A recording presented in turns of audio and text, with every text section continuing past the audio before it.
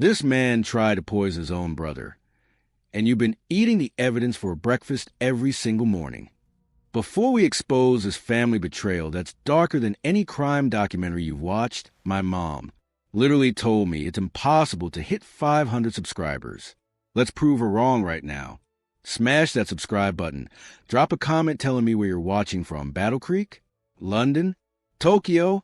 And tell me, have you ever heard this twisted story before? The cereal in your pantry? It was never about nutrition. It was about control. About killing human desire. About suppressing. Well, let's just say the doctor had some very disturbing ideas about the human body. And when his brother tried to stop him, to free the recipe and give it to the world, the doctor did the unthinkable. He destroyed him, sued his own flesh and blood into oblivion, erased his name from history, stole millions that rightfully belonged to his brother. And here's the twisted part. One of them died alone, bankrupt, and forgotten, while the other became one of the richest men in America. But which brother won? Which one's name is on that cereal box in your kitchen right now? And why did the loser of this war write a deathbed letter that would make your blood run cold?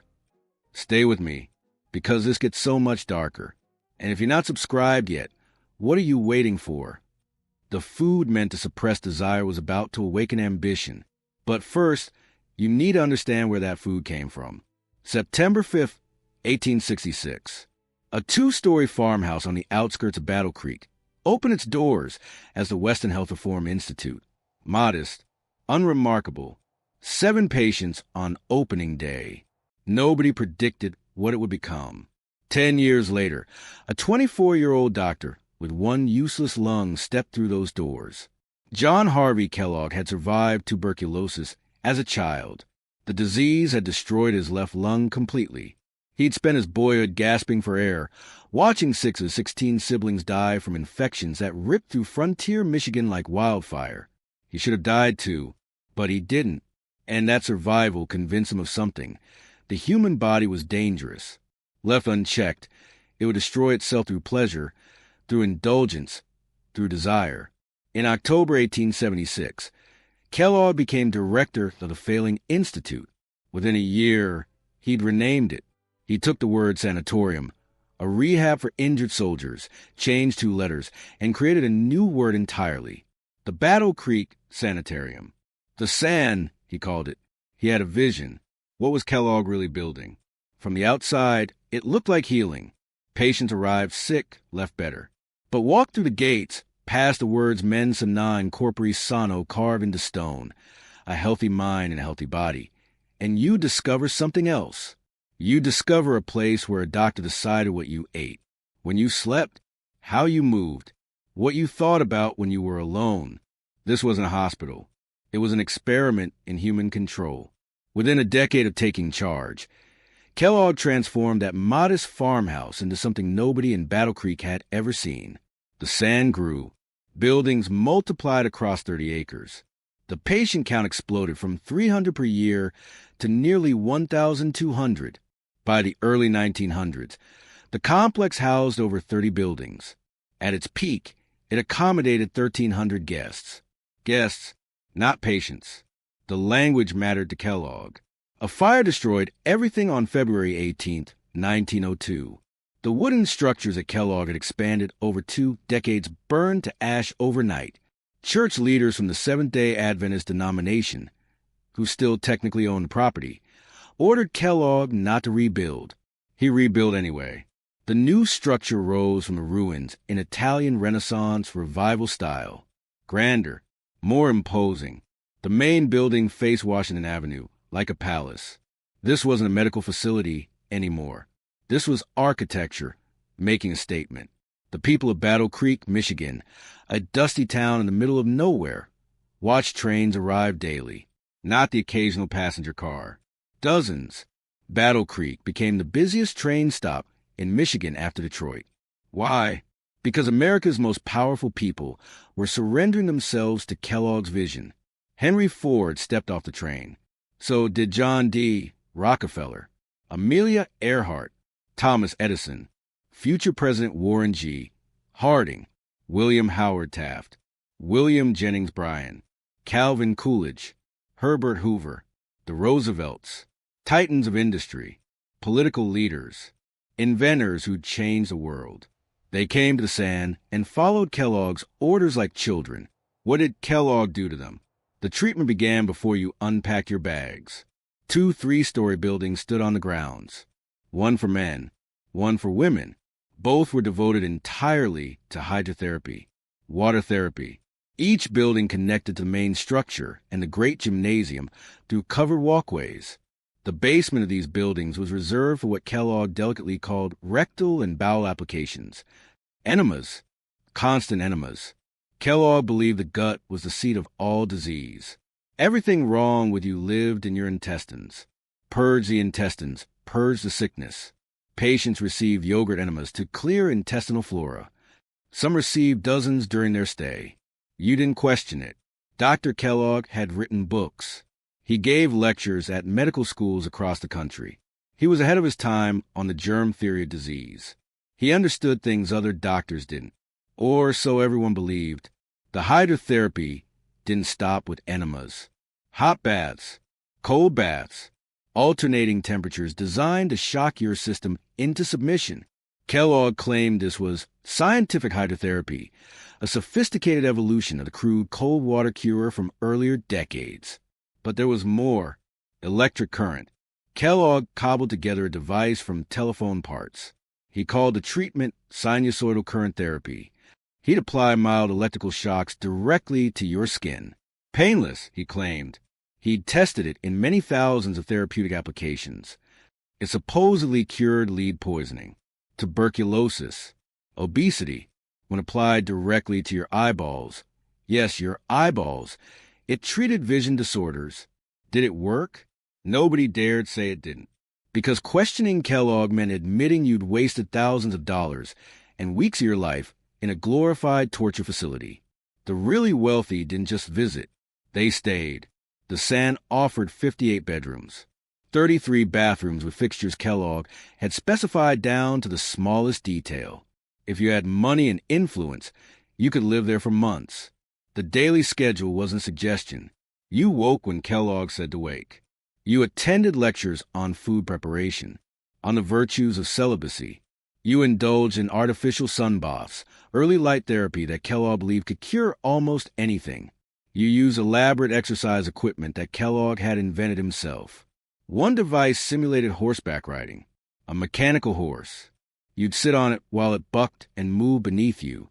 Kellogg believed the motion stimulated digestion and blood flow. President Calvin Coolidge liked it so much, one of these machines found its way into the White House. But the most important part of the San wasn't the treatments. It was the food. What was Kellogg feeding America's elite? Vegetarian. Always. No meat, or as Kellogg called it, flesh-eating. No alcohol. No caffeine of any kind. No tea. No coffee. No condiments that might stimulate the senses. Minimal eggs. Minimal dairy. The meals were deliberately bland, because Kellogg believed exciting food led to exciting thoughts, and exciting thoughts led to the thing he feared most, sexual desire. The Sands philosophy was built on the teachings of Ellen G. White, co-founder of the Seventh-day Adventist Church. White had visions. In those visions, God told her that Americans were poisoning themselves with rich food, alcohol, tobacco, and sex. Sex outside marriage was forbidden, obviously. But Kellogg went further.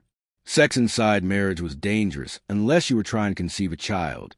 Pleasure for its own sake drained the soul, weakened the spirit, destroyed the body from within.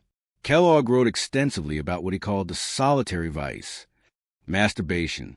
He believed it caused everything from acne to insanity. He recommended extreme measures to prevent it in children. This wasn't fringe thinking in the 1890s. This was mainstream medical advice from one of America's most respected doctors. The bland food was the foundation of everything. Suppress the appetite. Suppress the body. Control the flesh. Guests complained. Not loudly. You didn't complain to Dr. Kellogg. But they complained. The wheat mush they ate for breakfast tasted like paste. The grain porridge at dinner required someone to wake hours before dawn just to boil it into edible consistency. People were leaving. Not in droves, But enough that Kellogg noticed that he turned to the one person who could solve problems he couldn't, his younger brother. Well, Keith Kellogg had been working at the Sand since December 1879. He started as a bookkeeper. That was his official title. His actual job was simpler. Do whatever John Harvey demanded. Follow him everywhere with a notebook. Write down every thought, every idea, even into the bathroom. Address him as Dr. Kellogg, always, never John, never brother. Will was 8 years younger. He'd spent his entire adult life in his brother's shadow. No education beyond a few months at Parsons Business College. No prospects outside the Sand. He solved problems. That's what he did. John would identify an issue. The food is boring. The guests are leaving, and we would figure out how to fix it. In 1894, Will was experimenting with wheat in the Sand's kitchens. One night, John called him away to handle some emergency. Will left a batch of boiled wheatberry dough sitting out. It should have been discarded the next morning. Waste. Contaminated. But Will looked at it and saw something else. He sent it through the rollers they'd been using for other experiments. The dough came out in delicate flakes.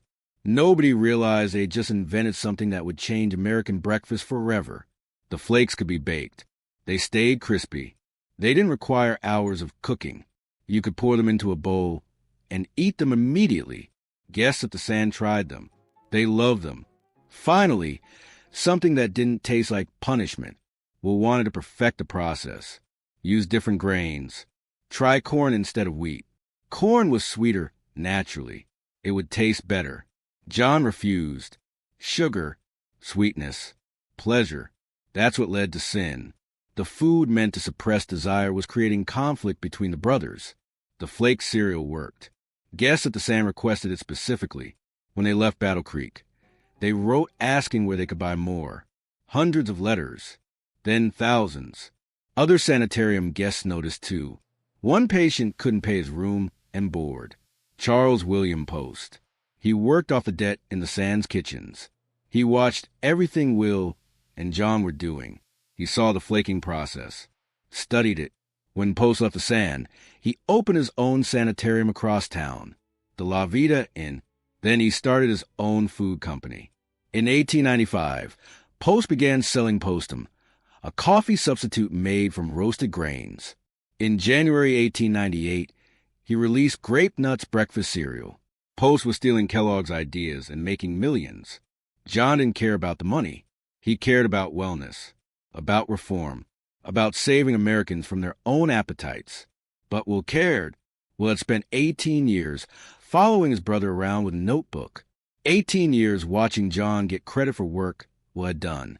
18 years of minimal pay, no vacation, no respect. Now he was watching someone else get rich off his invention. In 1897, John finally agreed to start the Sanitas Food Company with Will. They'd sell the cereals by mail order, meet the demand from former Sand guests. But John maintained control. He vetoed Will's ideas. No sugar, no real advertising, no changes to the formula that might make it taste better. The company limped along. Meanwhile, Post's business exploded. By the early 1900s, over 40 cereal companies had launched in the United States. Battle Creek became Cereal City. Everyone wanted a piece of the breakfast revolution, except the man who'd invented it. Well, Keith Kellogg sat in his small office at the Sand and watched the world pass him by. How long could he stay in his brother's shadow? The Sand was reaching new heights. After the 1902 fire and rebuild, Kellogg's reputation soared. Celebrities came from around the world. Sojourner Truth visited. Ida Tarbell, the most famous investigative journalist in America, let Kellogg treat her personally. The sanitarium employed up to 1,000 people during peak season, 800 minimum. Physicians, nurses, kitchen staff, groundskeepers, and Will, still managing the business side, still taking orders from his older brother. In 1906, something changed. John Harvey Kellogg was deep in debt. The Sand's expansion had been expensive. The lawsuits from the Seventh-day Adventist Church, who wanted control back after Kellogg's increasingly unorthodox religious views, were draining money. Will saw his chance. He offered to buy John out of the cereal business completely. John, desperate for cash, agreed. On February 19, 1906, Keith Kellogg founded the Battle Creek Toasted Cornflake Company. He poured every dollar he'd saved into advertising. He added his signature to the top of every cereal box so people would know it was authentic. Wink at your grocer and see what you get. That campaign increased New York City sales 15-fold. The company was profitable within months. And John Harvey Kellogg watched his younger brother become wealthy beyond anything the San had ever generated. He brother who'd been treated like a servant was now building an empire. But freedom came at a cost. In 1908, John created his own cereal company. He started selling a version of Will's Cornflakes, using the Kellogg name, marketing it as the original. Will had spent his whole life being second son, second choice, second in command. Not anymore. In 1910, Will filed for an injunction against his brother. He didn't want consumers seeing John's inferior product and thinking it was his. The brothers reached a settlement. Temporarily. By 1916, they were back in court. The question was simple. Who had the right to use the name Kellogg on a box of cereal? Will's lawyers presented evidence. Millions of dollars in advertising, radio spots, newspaper ads, magazine spreads. The judge looked at it all and made a decision. When Americans hear the name Kellogg, they think of one thing, Kellogg's Cornflakes. Will won, completely. The judge didn't just dismiss John's case. He ruled that Will was entitled to all the money John had made from cereal over the past decade. John appealed to the Michigan Supreme Court. They backed Will too. The older brother who'd built a palace of control had lost everything to the younger brother he controlled. The brothers never spoke again. John Harvey Kellogg continued running the San. He wrote books promoting biologic living. He founded the Race Betterment Foundation in 1914, a eugenics organization that promoted racial segregation and selective breeding. The same man who'd attracted presidents and industrialists with promises of wellness spent his final decades promoting ideas that history would judge as monstrous. Keith Kellogg built the Kellogg Company into one of the largest food manufacturers in the world. By the time he died in 1951 at age 91, his cereals were sold across the globe. In 1930, he established the W.K. Kellogg Foundation with a $66 million donation. That foundation still exists today, worth billions, doing charitable work across the country. But despite his success, Will never found happiness. His grandson wrote after Will's death, "Nobody really shed a tear." John Harvey Kellogg died on December 14, 1943, in Battle Creek. He was 91 years old. His estate went to the Foundation for Race Betterment. Within 20 years, trustees had raided and squandered every penny. The Battle Creek Sanitarium struggled after John's death. The U.S. Army purchased the main building in 1942 and converted it into Percy Jones General Hospital. That closed in 1953. The building became the Battle Creek Federal Center. By 1993, the San closed permanently. The palace where America's elite surrendered control to a doctor's vision was gone. The radio wings, the solarium, the gymnasium, the swimming pool were razed in 1986. What remains are medical records, microfiched and stored at the Fieldstone Center nearby. And the cereal. Every morning, millions of people pour Kellogg's cornflakes into bowls without knowing the story. They don't know about the yogurt enemas, the electrical therapy applied to eyeballs, the mechanical horses, the obsession with sexual abstinence. They don't know about the younger brother who spent 18 years being treated like a servant. They don't know about the bitter lawsuit that destroyed a family. They just know the flakes taste good. The food meant to suppress desire ended up awakening the ambition that tore two brothers apart forever. The question that haunted both men until their final days was simple. Was it worth it? The war didn't end with the verdict. It echoed through the buildings they left behind. But to understand how two brothers destroyed each other over breakfast cereal, you need to see what happened in the kitchen the night everything changed. August 8, 1894. A Wednesday night. The San's experimental kitchen occupied part of the basement beneath the main building. Hot, cramped, steam rising from boiling pots of grain. This was where John Harvey tested his theories about digestible food.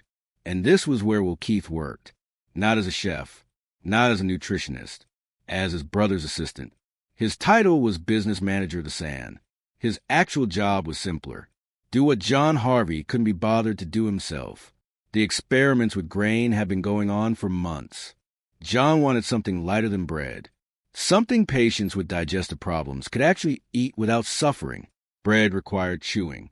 It sat heavy in weak stomachs. John had an idea. What if you could take cooked grain and press it flat? Make it thin enough to dissolve quickly, easy to digest, easy to serve. He'd tried it with wheat. The process was delicate. Boil the wheat berries until they softened. Roll them through metal rollers to flatten them. Bake the result. The problem was timing. If the wheat sat too long after boiling, it dried out.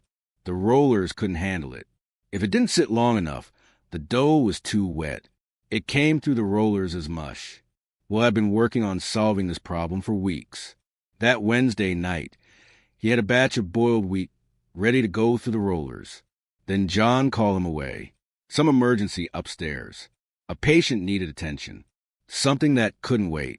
Will left the wheat sitting in its pan. The next morning, Will came back to the kitchen. The wheat had been sitting overnight, hours longer than it should have.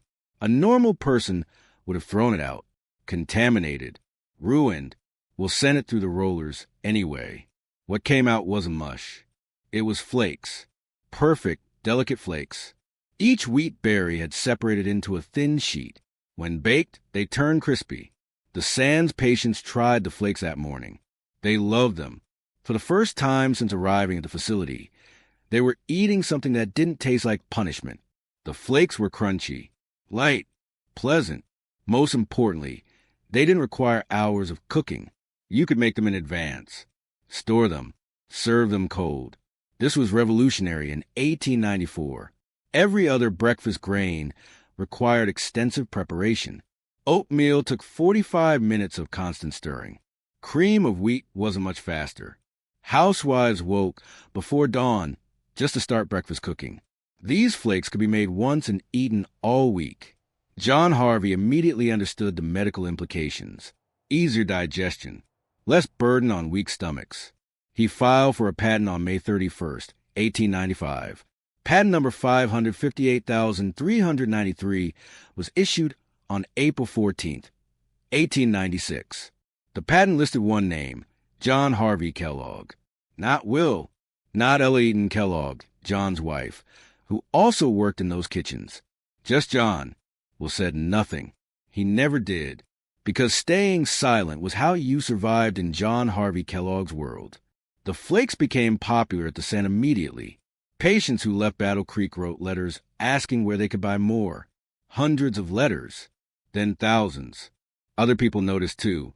Charles William Post had checked into the San in 1891. Severe depression, nervous exhaustion, the kind of breakdown that wealthy men in the 1890s called neurasthenia. He couldn't afford his bill. Post worked it off in the San's kitchens. He watched Will and John experiment with grains. He saw the flaking process. He studied every detail. When Post left the San in 1892, he opened his own health facility across town. La Vida Inn, smaller than the San, less prestigious, but functional. Then he started making his own products. In 1895, Post introduced Postum, a coffee substitute made from roasted grains. In January 1898, he released grape nut cereal. The products were variations on what John and Will had developed, different enough to avoid lawsuits, similar enough that anyone from the San would recognize where the ideas came from. Post's company exploded. Within 5 years, he was a millionaire. John Harvey didn't care. Money didn't interest him. He had the San. He had his patients. He had his mission to reform American health. But Will cared. Will Keith Kellogg turned 36 in 1896. He'd worked for his brother since 1879. 17 years of taking orders. 17 years of staying late in the kitchens. 17 years of watching John take credit for everything. The mail order business of the flakes was growing. Former Sam patients wanted the cereal. We'll manage the orders. He packaged the flakes. He arranged shipping. He handled the money. John collected the profits and reinvested them in the sand. We'll receive the salary. Modest, nothing like what the work deserved. In 1897, John agreed to formalize the operation. They'd create a company, Sanitas Food Company. The name came from the Sand's motto, mens sana in corpore sano. But John maintained control. Will ran the operations. John made the decisions. By 1900, they were selling over 100,000 pounds of cereal annually. Meanwhile, Post Company kept growing. Other imitators appeared. Battle Creek was becoming Cereal City. Over 40 companies would eventually launch there, all making variations on flake breakfast cereal. Everyone was making money, except the men who'd invented it. This was about philosophy for John. The Sand existed to heal people, to reform American diet, to promote biologic living. Selling cereal in grocery stores felt like commercialization, like reducing his life's work to mere product. He'd allow mail-order sales to former patients. That was service, not commerce. But real advertising, mass production, competing with Post and the other cereal companies? Absolutely not. We'll watch this and said nothing. He kept the books. He managed production. He fulfilled orders. And he waited. February 18th, 1902. Fire consumed the Battle Creek sanitarium. The wooden structures John had expanded over 2 decades burned overnight. Everything. The patient rooms. The treatment facilities. The gymnasiums. Gone. The Seventh-day Adventist church leaders still technically owned the property. They ordered John not to rebuild. The sand had grown too large, too expensive. John's medical theories had drifted too far from Adventist doctrine. John ignored them. He started rebuilding immediately. The new structure would be grander. Italian Renaissance revival architecture. Fireproof construction. The main building facing Washington Avenue like a palace. But construction was expensive. Millions of dollars. John's personal fortune couldn't cover it. He needed help. Will offer a deal. He'd help manage the reconstruction.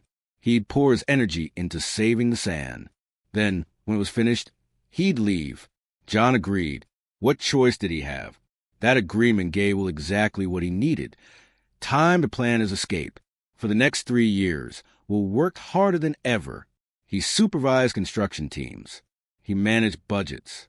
He kept the sand operating in temporary buildings while the permanent structure rose. The rebuilt and opened in 1903, larger than before, more prestigious, more capable of handling the wealthy clients who made the journey to Battle Creek. Will kept his word. He stayed through the reconstruction. But while he worked, he was also experimenting. In the Sand's kitchens, when John traveled abroad for medical conferences, Will tried something forbidden. He added sugar to flakes. Not much, just enough to make them taste better. Sweet corn instead of bland wheat. The patients loved it even more. John returned from his trip and found out what Will had done. The confrontation was immediate. Sugar, sweetness, pleasure. Everything John had spent his life fighting against. You need to understand John Harvey Kellogg's entire philosophy to understand why sugar mattered so much. The sand wasn't just treating sick people. It was reshaping human behavior. Everything John believed traced back to Ellen G. White, the Seventh-day Adventist prophet. White had visions. In those visions, God told her that Americans were destroying themselves through indulgence, rich food, alcohol, tobacco, sexual pleasure outside marriage, and sexual pleasure inside marriage, unless you were trying to conceive a child. John took these teachings further than White herself had intended. He believed that any food that excited the senses led to sexual excitement. And sexual excitement, even in married couples, was dangerous. It drained vitality. It caused disease. It weakened the soul. Bland food was spiritual discipline made edible. The flakes were supposed to be bland, neutral, nutrition without excitement.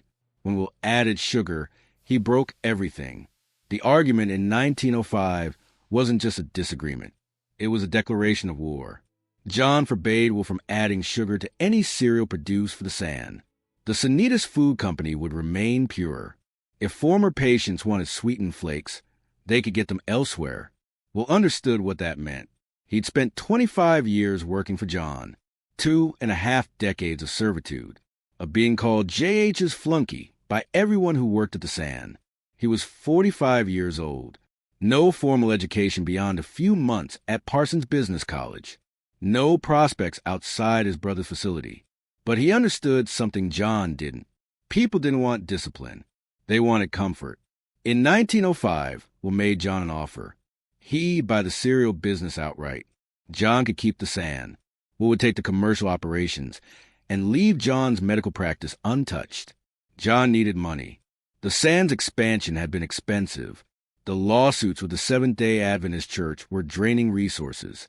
He agreed. On February 19, 1906, Will Keith Kellogg founded the Battle Creek Toasted Cornflake Company. Not wheat flakes. Corn flakes. Corn was cheaper. It tasted better. It toasted crispier, and Will added malt flavoring. Technically not sugar, but sweet enough that it didn't matter. The first boxes went out with Will's signature on top. The original bears a signature, W.K. Kellogg. So consumers would know they were getting the authentic product. Will poured everything into advertising. He understood what John never had. People needed to know the product existed before they'd buy it. In October 1906, Will published ads in 17 magazines with combined readership of nearly 6 million people. He offered free samples. He asked women to request that their grocer stock Kellogg's cornflakes so they could use the coupons. The campaign worked. In 1907, Will ran his most famous promotion. Wednesday is Wink Day in New York. Any woman who went to a grocery store and winked at the grocer on a Wednesday would receive a free box of cornflakes. Audacious, risque for 1907, the kind of marketing that made people talk. New York sales increased 15-fold in a year. By 1909, the company was producing 120,000 cases of cornflakes daily. 30 train cars shipped to New York every month. Will Keith Kellogg, the man who'd spent his life following his brother around with a notebook, was building an empire. At first, John seemed content. He had the SAN. He had his patience. He had his mission. Money didn't matter to him. It never had. But watching Will succeed with a version of their shared discovery, watching Will add sugar and become a millionaire, ate at him. In 1908, John started his own cereal company, the Kellogg Food Company. Not Battle Creek Toasted Cornflake Company, just Kellogg. He released Kellogg's sterilized brand. The packaging looked similar to Will's products. The name was almost identical. Will saw what John was doing. His brother was trying to profit from a name recognition Will had spent millions building. Consumers would see John's product, assume it was from the same company as Will's successful cornflakes, and buy it. Except John's product was different. Unsweetened, bland. Everything Will had specifically rejected. In 1910, Will filed for an injunction against his brother. He didn't want consumers seeing John's inferior product and thinking it was his. The brothers reached a settlement. Temporary peace. By 1916, they were back in court. The lawsuit consumed both men for years. From 1916 to 1920, lawyers argued the case through Michigan's courts. John's position was straightforward. He was a world-famous doctor, the medical expert, the man who'd built the SAN into an international destination. When people heard Kellogg, they thought of him. Will's position was equally clear. He'd spent millions advertising Kellogg's cornflakes. He'd built the brand. By 1920, when Americans heard Kellogg's, they thought of one thing, the cereal company. The trial lasted an entire month in 1920. Witnesses testified. Financial records were examined. Advertising budgets were scrutinized. The Michigan State Supreme Court ruled in December 1920. Will won. Completely. The judges didn't just dismiss John's case. They ruled that Will was entitled to exclusive rights to the Kellogg name for cereal products. More devastating, Will was entitled to all the money John had made from his cereal in the past decade. John appealed. The Michigan Supreme Court back will again. John Harvey Kellogg, the brilliant doctor who built one of the most famous medical facilities in America, lost the right to use his own name on his own product. From that point forward, any cereal John produced could only include his name in tiny letters on the bottom of the box. They never spoke again, not at family gatherings, not at funerals, not when their mother died. The silence lasted until John's death in 1943. Will continued building his company. Rice Krispies launched in 1928. More innovations, more products, more success during the Great Depression. Will did something almost unheard of. He cut the factory workday from 8 hours to 6. Instead of 3 shifts, he ran 4. This spread jobs around Battle Creek when unemployment was destroying other communities. His workers loved him for it. The community loved him for it. But will Keith Kellogg never found happiness? His son once wrote, "My grandfather was a lonely, unhappy man. Despite his billions, despite the W.K. Kellogg Foundation, he established in 1930 with $66 million, despite transforming American breakfast, he couldn't escape the shadow of being J.H.'s younger brother, even after he'd won, even after he'd built something far more successful than the San ever was. In his final years, Will was blind, weak. He'd sit outside the Kellogg factory and just listen to the sounds of production, his factory, his empire. He died in 1951 at age 91. His grandson wrote after, "Nobody really shed a tear." John Harvey Kellogg outlived his usefulness. The San began declining in the 1930s. The treatments that had seemed revolutionary in 1900 looked increasingly ridiculous as medical science advanced. Yogurt enemas, electrical therapy, mechanical horses. John never adapted. He couldn't. His entire identity was built on being right. He died on December 14, 1943, in Battle Creek. He was 91, the same age Will would reach. His estate went to the Race Betterment Foundation, the eugenics organization he'd founded in 1914. Within 20 years, trustees had raided the funds. Everything John left behind vanished into legal fees and corruption. The Battle Creek Sanitarium struggled after his death. The U.S. Army purchased the main building in 1942, converting it to Percy Jones General Hospital. That closed in 1953. The palace where John had controlled America's elite stood empty. By 1993, the San closed permanently. The buildings were demolished in phases. The radio wings, the solarium, the gymnasium, the pool where wealthy patients had once exercised, all gone. Every morning, millions of people pour Kellogg's cornflakes into bowls. They don't know about John's obsession with sexual abstinence. They don't know about the yogurt enemas or the electrical therapy or the belief that bland food would suppress human desire. They don't know about Will's 18 years of servitude. They don't know he followed his brother around with a notebook, writing down every thought, never receiving credit. They don't know about the sugar, that single addition that transformed Flakes from medical treatment into breakfast comfort. They don't know about the lawsuit, the decade-long legal battle, the Michigan Supreme Court ruling that erased John from the product he'd helped create. They just know the Flakes taste good. And that's exactly what Keith Kellogg understood. People don't want to be controlled. The food John created was about discipline, about suppressing desire, about making human bodies behave according to his theories. The food Will created was about comfort, about convenience, about starting your day with something that didn't feel like punishment.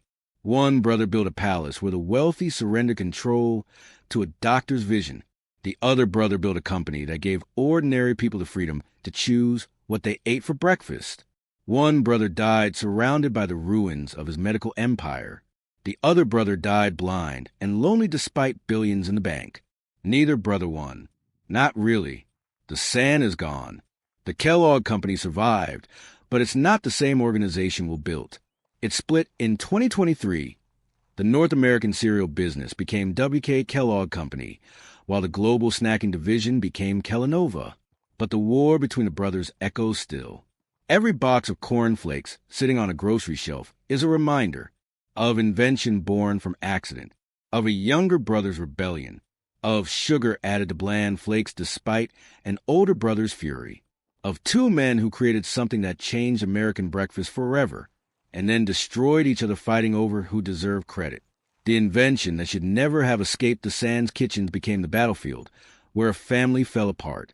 The most powerful weapon in that building wasn't medicine. It was food.